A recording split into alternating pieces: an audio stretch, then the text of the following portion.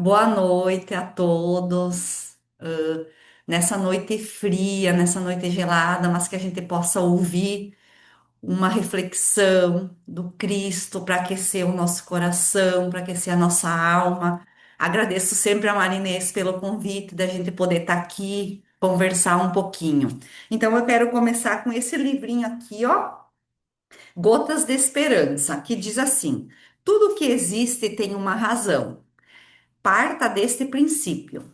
Se Deus permite que tal coisa exista, é porque há razão para isso. Nunca se oponha a essa razão. Procure compreendê-la e aceitá-la. Até o que parece um mal pode ser um bem. Uma divina e profunda sabedoria dirige tudo. Nada se dá ao acaso, mesmo as menores ocorrências. Acredite firmemente nisso, mais ainda. Veja nessa sabedoria um fim justo e bom. Ela é amorosa, quer única e exclusivamente o seu bem. Ame-a, respeite-a. Só um amor maior entende e devassa a intimidade da vida. Então, com essa reflexão, a gente vai começar a nossa conversa e a proposta que eu tenho para a noite de hoje, a gente conversar um pouquinho sobre o desconstruir para se reconstruir. O que que isso quer dizer? Que quantas vezes a gente precisa deixar de ser uma pessoa e se transformar em outra. E isso vai passar pelo autoconhecimento e pela reforma íntima. Então, o autoconhecimento é uma das bases fundamentais para a evolução do espírito. Allan Kardec, em suas obras, nos ensina que o processo de autodescobrimento é essencial para que o ser humano encontre a paz interior e, consequentemente, se aproxime da perfeição moral. Então, o autoconhecimento, a gente se autoconhecer de verdade, conhecer aquilo que a gente carrega de muito bom, das virtudes, mas também identificar e reconhecer aquilo que a gente carrega de imperfeição, dessas enfermidades morais, é importante para que a gente possa evoluir. Porque se eu acho que eu sou uma pessoa muito boa, que eu só tenho virtudes e eu não olho de verdade para mim, eu vou viver toda essa minha jornada aqui do mesmo jeito. E nós estamos aqui para evoluir, nós estamos aqui para nos melhorar, nós estamos aqui para que a gente se modifique e se eleve. E isso vai passar pela construção das virtudes, por a gente vencer essas nossas imperfeições para que a gente possa evoluir. E quando eu faço esse trabalho de autoconhecimento e eu me transformo, e eu evoluo, e eu transformo uma má tendência numa virtude, eu vou conseguir ter mais paz, como o Kardec sempre traz para nós. Por quê? Porque se eu identifico que das minhas imperfeições eu tenho a inveja ou a intolerância, eu sou uma pessoa maledicente, isso me traz dor, isso me traz sofrimento, porque como é que eu posso ser feliz invejando tudo que os outros têm, invejando tudo que os outros fazem? Então eu identifico que eu tenho essa inveja e devagarinho vou fazendo esse trabalho de me melhorar, de ir entendendo, de aceitando as coisas, e eu vou conseguir encontrar uma paz maior. Então, o autoconhecimento não se trata apenas de uma autoavaliação superficial. Quando a gente fala de autoconhecimento, é a gente se reconhecer de verdade, como nós somos lá na nossa essência, lá na nossa intimidade. Então, é um mergulho profundo na alma. Eu sempre digo que o autoconhecimento, ele é um autoconhecimento. É a gente realmente se enfrentar. Olha, o que que eu tenho de bom? Olha, eu sou uma pessoa que sou justa, sou ética, sou uma pessoa que prezo muito pela gentileza, pela bondade, mas também eu sou um pouco vaidosa demais, eu sou uma pessoa que carrego muita mágoa, tenho dificuldade em perdoar. Esse autoenfrentamento, a gente realmente identificar aquilo que a gente carrega, é nós enfrentarmos a nós mesmos. E depois que a gente enfrenta isso e a gente identifica, fica mais fácil para a gente ir se melhorando, para a gente ir se modificando. Então, quando a gente fala de autoconhecimento, eu coloquei aqui identificar. Então, a gente identificar e superar as nossas imperfeições morais, os nossos vícios, as nossas más tendências que nos impedem impedem de evoluir. Porque as nossas imperfeições, os vícios que a gente carrega, essas más tendências, elas nos impedem de que a gente evolua, que a gente se transforme, que a gente se melhore enquanto espíritos imortais que somos. Mas também, às vezes a gente fala muito do autoconhecimento, a gente só fica, a gente tem que identificar aquilo que a gente tem de má tendência, né, para mudar, para se melhorar. Mas a gente também precisa manter, olha que legal isso, manter e aperfeiçoar as virtudes e talentos que a gente já conquistou. Olha que legal. Então a gente identifica as nossas más tendências, mas também a gente olha, eu já conquistei essa virtude, eu tenho esse talento e colocar isso em movimento, jogar isso, né? Colocar isso em movimento com as pessoas que nos cercam. Então, não é sim identificar as más tendências, mas também aperfeiçoar e lapidar essas virtudes que a gente já carrega conosco. E a doutrina, então, ela nos leva a fazer uma reflexão. Quem somos nós? Né? Será que nós realmente sabemos quem somos? De verdade, lá na nossa intimidade, a gente sabe se reconhecer, se identificar, e a doutrina nos faz esse questionamento: quem nós somos? Então, nós já sabemos que nós estamos no planeta Terra, e o planeta Terra é um planeta de provas e expiações. Então, nós não estamos aqui a passeio, né? Só usufruindo das coisas que esse mundo materialista nos traz. Então, não estamos aqui também ao acaso, estamos aqui para que a gente possa se melhorar. Por isso que a gente sempre diz que na doutrina, que a doutrina espírita sempre nos diz que não existe casualidade, não existe sorte, não existe azar. Existe um planejamento, existe toda uma organização, né? Esse planejamento reencarnatório para que a gente possa vir aqui e dar conta do recado. Por isso que a gente escolhe a nossa família, a gente escolhe a cidade, o estado, o país, a gente escolhe a nossa posição social, a gente escolhe a nossa profissão. Tudo isso para que a gente possa vir para cá, né, reencarnar e dar conta do recado, né? Isso é importante. Então, cada um será sempre responsável pelo seu esforço e dedicação em se transformar e e se modificar.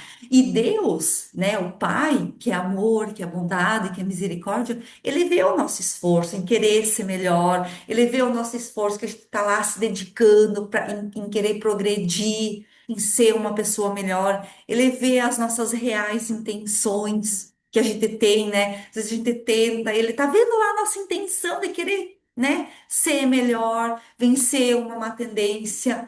E tem dias que vai dar super certo, a gente vai conseguir, a gente vai, né, vai ficar, não, hoje vai ser, vai dar tudo certo, e a gente vai ser um caos. Então tem dias que vai dar muito certo, e tem dias que não, que vai ser um caos, que vai ser uma tragédia. Mas aí um novo dia, uma nova oportunidade da gente conseguir fazer dar certo. Então, qual é o nosso papel aqui enquanto encarnados, né? É nós sairmos melhores do que quando a gente aqui chegou. Então, é a gente evoluir, a gente se transformar, a gente progredir enquanto espíritos imortais que somos. E aquela pergunta bem famosa lá do Livro dos Espíritos, a questão 919, né? Qual é o meio mais eficaz para se melhorar nesta vida? E olha o que ele traz aqui, e resistir ao arrastamento do mal. E um sábio da antiguidade vos disse: conhece-te a ti mesmo. Então, a importância do autoconhecimento, porque se a gente realmente se conhece, a gente identifica tudo aquilo que nós somos de verdade, a gente vai conseguir resistir a esse arrastamento do mal. Por isso a importância e tu vê, né? Por isso a importância do conhecer-se a si mesmo. E tu vê que já se fala da importância do autoconhecimento há, há milhares de séculos atrás, porque os sábios da antiguidade, os grandes filósofos já falavam, né? Porque essa frase, né, é do Sócrates. Então, a importância já se vem estudando, já se vem reforçando a importância da gente se autoconhecer para resistir ao mal e ser uma pessoa melhor, viver uma vida mais tranquila, uma vida de completude.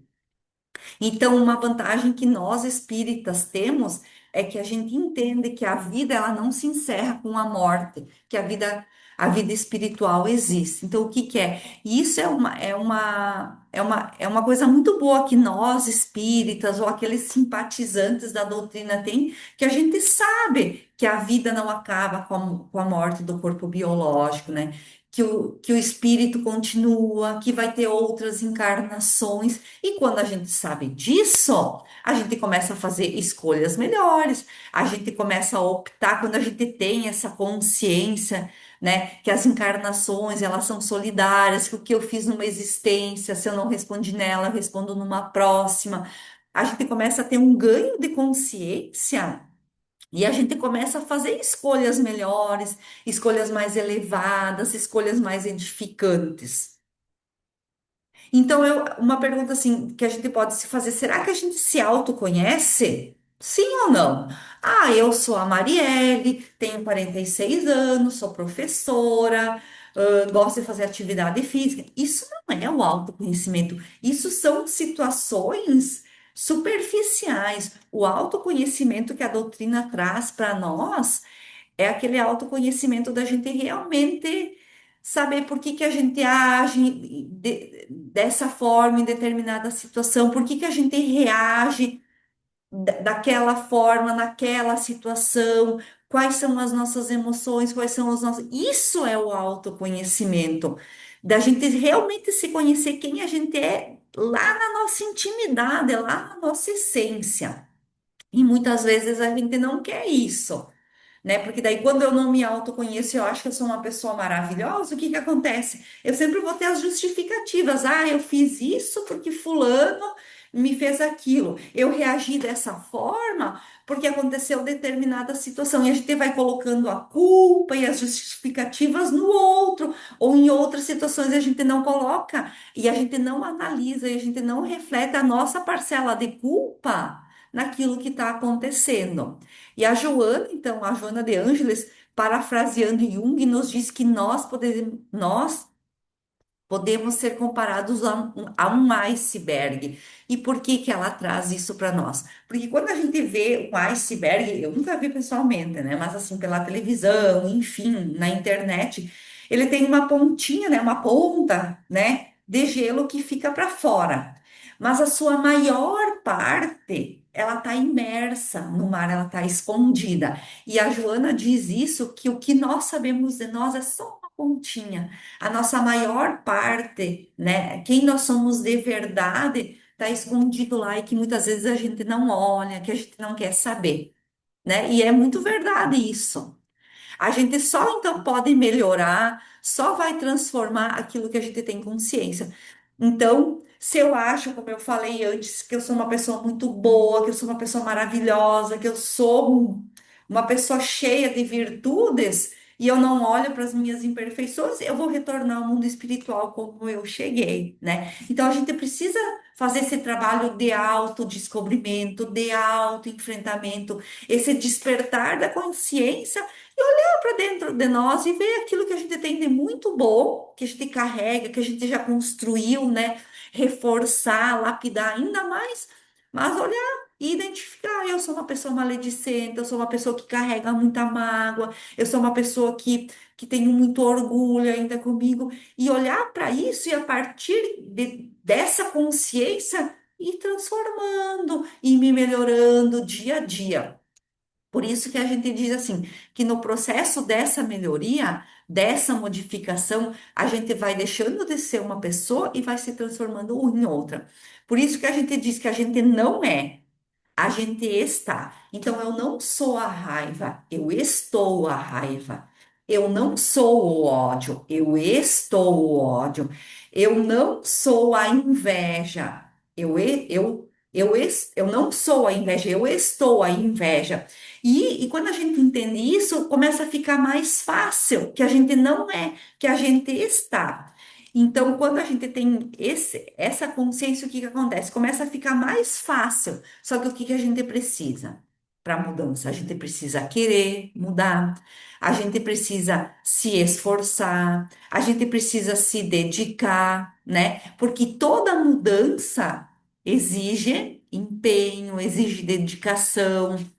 Então, no processo do autoconhecimento, já remetendo às ideias da reforma íntima, quando reconhecemos que algo em nós precisa ser mudado, precisa ser transformado, a gente sofre. E por que que a gente sofre? Porque vai nos tirar da nossa zona de conforto, vai que requerer esforço, vai requerer muita vontade, muita dedicação, vai muitas vezes nos inquietar. Às vezes a gente vai ter que deixar pessoas, lugares e situações de lado. Sempre gosto de dar o exemplo da dieta. Quando eu quero emagrecer, o que que eu preciso fazer? Se eu quero emagrecer, mas eu continuo comendo a mesma coisa, com a mesma vida sedentária, eu vou emagrecer? Não. A dieta vai requerer que eu o quê? Que eu me dedique, que eu me esforce, que eu mude os meus hábitos alimentares, que daqui a pouco eu faça o esforço de fazer um movimento, de dar uma caminhada, ou pedalar, ou ir para uma academia. Então, aquilo que eu nunca fazia, eu vou ter que começar a fazer para mudar, para ter mais qualidade de vida, para ter esse emagrecimento que eu tanto quero. Então, a mudança, a gente não que a gente sofre, mas ela vai nos tirar da nossa zona de conforto.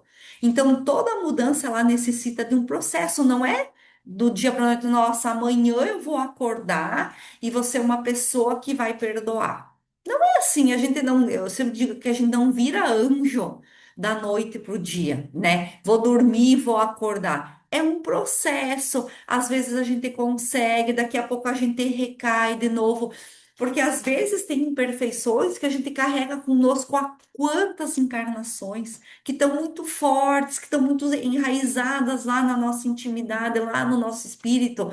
Então, é um processo, é um movimento que acontece dentro de nós, devagarinho, e que vai ser mexido, que vai causar desconforto e por vezes sofrimento. É como o diamante que precisa ser lapidado, que vai passar pelo fogo, que vai passar pelas batidas, que precisa ser lavado para que a sua essência apareça. E conosco é a mesma coisa. Nós vamos ser, para que a nossa essência apareça, nós vamos passar pelo desconforto, muitas vezes pela dor, por tribulações, para que a nossa essência apareça.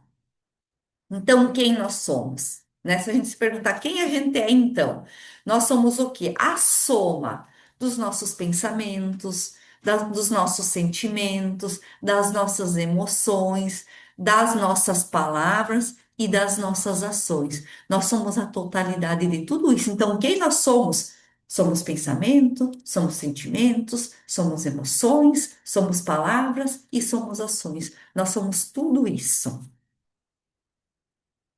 Então, como estão as minhas palavras diante do mundo? Né? Se a gente se perguntar, as nossas palavras, como estão as minhas ações diante do mundo? Eu estou sintonizado com sentimentos elevados, né? Superiores, ou os meus sentimentos, eles são de baixa frequência? Qual o teor das minhas palavras, né? São palavras agradáveis, gentis, de conforto, ou são palavras duras, agressivas, ríspidas? Quais as nossas ações, né? São que visam para satisfazer o nosso ego, a nossa vaidade, o nosso orgulho, o nosso egoísmo, ou as nossas ações elas são para o bem, para o belo, por justo do todo, né? Então, sempre entendendo que a gente sempre pode, porque já temos a maturidade, já temos o entendimento e devemos ser melhor do que estamos agora. Então, nós devemos ser melhores do que estamos agora. E nós, espíritas ou simpatizantes da doutrina, a gente sabe da importância das palavras, das emoções, dos sentimentos, né? Então, nós devemos sim sermos melhor, que a gente tanto fala, que a gente quer a instalação do reino dos céus, né? E o que que nós temos feito para essa instalação do reino dos céus, né? Aqui, né? Qual é a nossa contribuição para essa instalação do reino dos céus? Porque o reino dos céus desce a todo momento, quando a gente ama mais, quando a gente perdoa, quando a gente acolhe, quando a gente tolera, quando a gente é justo, quando a gente não julga. Isso é a instalação do reino dos céus na terra. Isso é a instalação do reino dos céus em nós. E nós estamos nós estamos contribuindo para essa instalação do reino de Deus, do reino dos céus aqui? Será que nós estamos sendo, uma vez eu ouvi um palestrante que eu levei aqui na nossa casa, e ele falava que nós temos que ser ponto de luz na vida das pessoas. E isso faz muitos anos que ele falou, e isso me marcou por demais. Todo mundo pode ser um ponto de luz na vida das pessoas. E às vezes a gente tem que se questionar se as nossas ações, se os nossos pensamentos, se os nossos sentimentos, se as nossas palavras são um ponto de luz na vida das pessoas, né? E a gente sempre pode ser um pontinho de luz na vida das pessoas que cruzam o nosso caminho. Então, quando a gente promove o autoconhecimento, né, que a gente identifica as nossas virtudes, mas também a gente identifica e reconhece as nossas enfermidades, essas nossas mazelas, o que que acontece? Quem ganha com isso? Todo mundo ganha, né? Quem ganha primeiro com esse trabalho de autoconhecimento e de mudança? Quem ganha primeiro sou eu, ou quem faz esse trabalho. É difícil? Claro que é difícil. É impossível?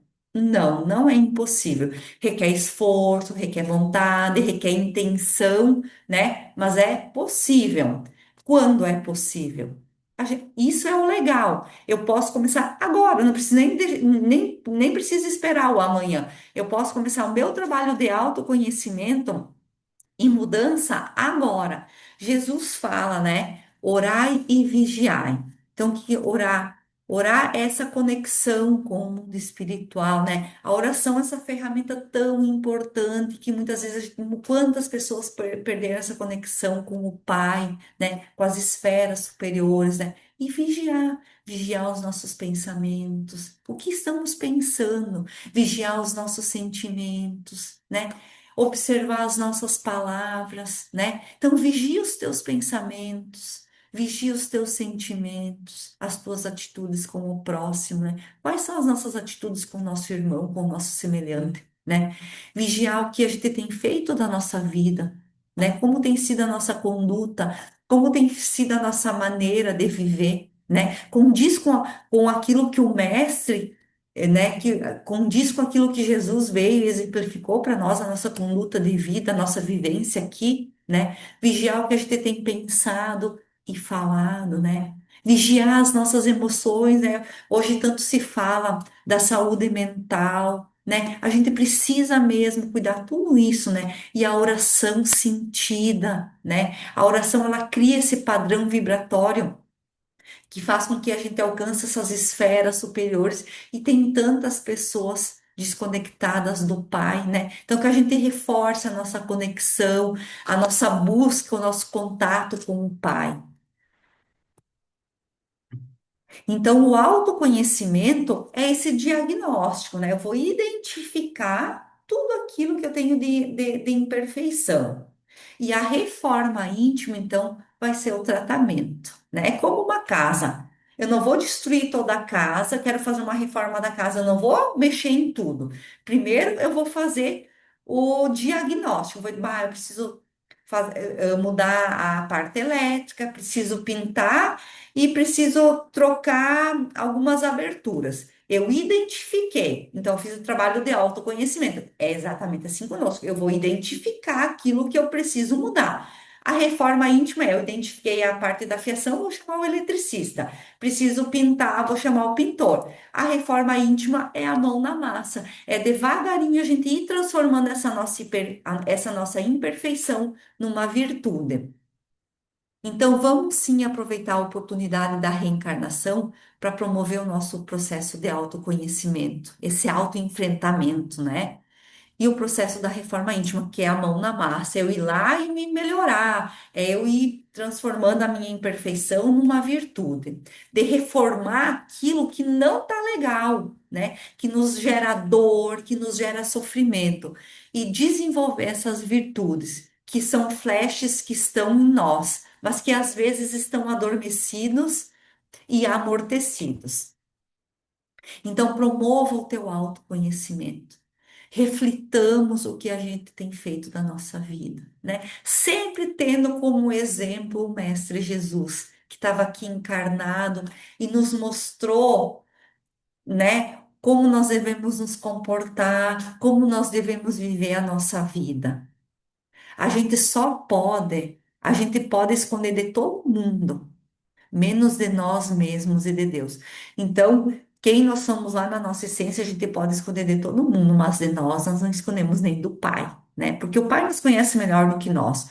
O autoconhecimento, então, é uma viagem interior, pessoal e intransferível. Nós não vamos fazer o autoconhecimento de ninguém e ninguém vai fazer o nosso. Ele é pessoal e intransferível.